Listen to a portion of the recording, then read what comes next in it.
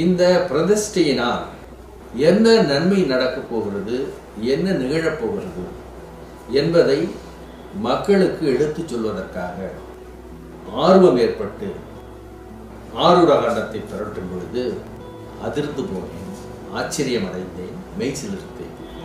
அதில் என்ன குறிப்பிட்டிருக்கிறது என்றால், உலக மக்கள் உலக பிரளயத்திலிருந்து காக்கப்பட போகிறார்கள் என்பது மிக தெளிவாக தெரிகிறது.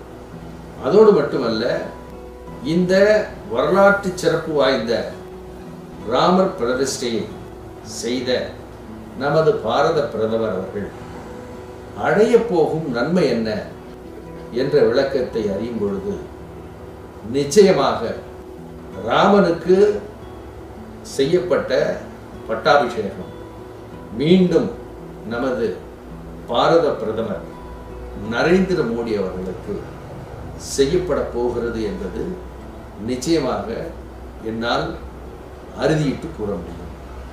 அப்படித்தான் நாடியினுடைய பலன்கள் விவரிக்கப்பட்டிருக்கிறது.